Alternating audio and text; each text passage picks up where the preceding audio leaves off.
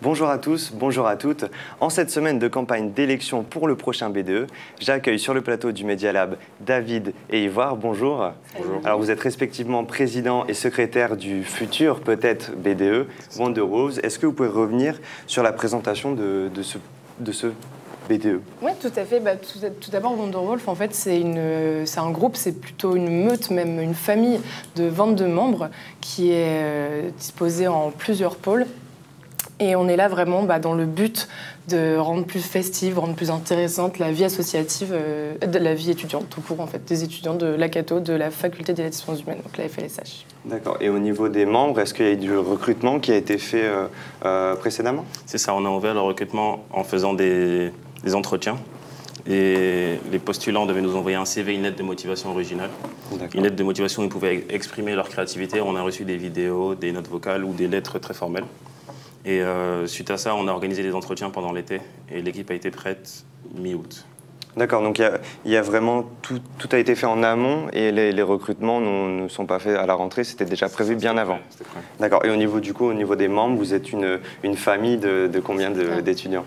On est 22 au total. On est 22. 22 au total, voilà. Et ils viennent surtout d'horizons très diversifiés. On a essayé de faire un pas en avant dans la représentation de toutes les licences.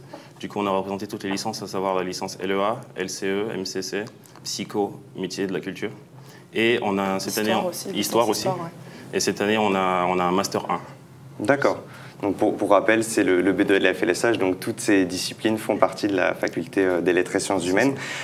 Du coup, cette liste BDE s'appelle Wonderwolves. On sait très bien que le logo est très important dans un BDE. Est-ce que vous pouvez revenir sur la signification de ce loup qui change avec le TIC des années précédentes?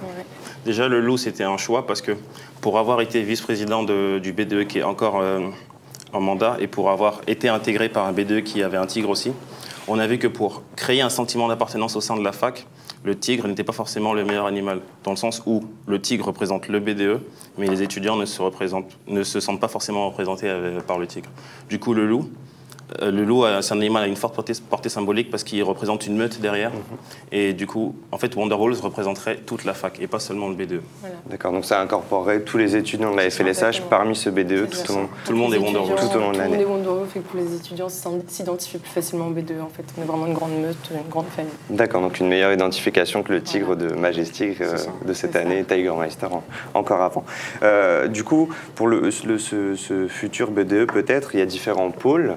Est-ce que vous pouvez revenir un petit peu sur les spécificités de chaque pôle? Voilà. En fait, tout d'abord, on a le bureau donc, qui est composé de 4 membres. Et après, on a 8 pôles. Donc, on a le pôle communication, le pôle événementiel, le pôle sport, le pôle humanitaire, le pôle international, les pôles bal et partenariat et gala. D'accord. Et gala, c'est ça.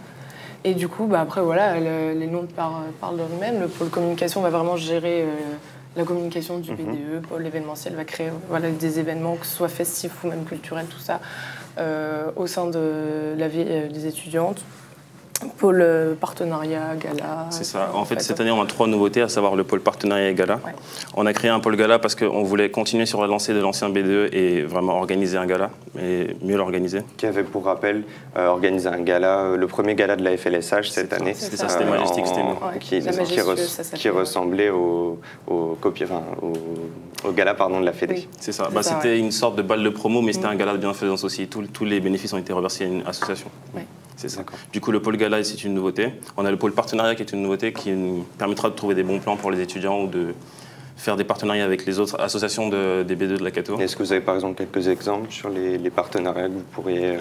On a un partenariat avec Itch. On aura des codes de réduction pour Itch. On a un partenariat avec une salle de sport qui s'appelle Gym Street. Nos étudiants auront moins de 10 € sur toute leur mensualité.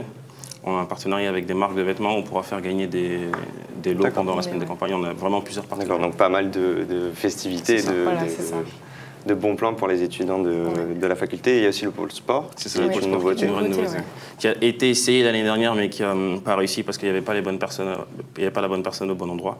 Du coup, cette année, c'est un vrai projet, c'est le pôle sport. D'accord. Et au niveau des sports, ça serait par exemple des cours, des entraînements réguliers ou ce serait plus des événements Comme je l'ai dit, on a déjà un partenariat avec une salle de sport. Du coup, c'est souvent ce que les étudiants demandent, un code de réduction pour une salle de sport. Et après, on va lancer un sondage et s'adapter au sport que les étudiants veulent. Et ce serait plus des cours et des entraînements. D'accord. Et du coup, au niveau de l'apport qu'un B2 apporte et transmet au niveau de l'année, qu'est-ce que le B2 apporterait aux étudiants de la FLSH pour cette année 2017 ? Le truc, c'est que quand on est étudiant, on est souvent dans une routine métro, boulot, dodo. Ouais. Et pour moi, le but du BDE, c'est de changer ça en fait. C'est de tous les jours rendre chaque jour unique. Et ça passe par différents trucs. Des fois, c'est des soirées, des fois, c'est... La culture, les ouvrir. Le but du BDE, c'est de chaque jour changer le jour et changer la routine. Ouais. Le but du tout. Et surtout dans une faculté de lettres, la culture reste très importante, donc avoir des événements qui sont consacrés. On a quelques images d'ailleurs de votre teaser qu'on va passer à l'écran. Je voudrais aussi revenir sur le pôle humanitaire, qui a une grosse nouveauté cette année, comparé au BDE précédent. Ivoire, David, est-ce que vous pouvez revenir sur le projet de Wonderwalls ? Du coup, le pôle humanitaire, c'est aussi une nouveauté, parce qu'avant, il s'appelait le pôle solidaire.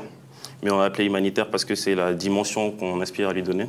Et du coup, le gros projet de cette année, ce sera de travailler avec une association qui s'appelle Partage, qui est basée en Côte d'Ivoire, et de faire des événements tout le temps ponctuels.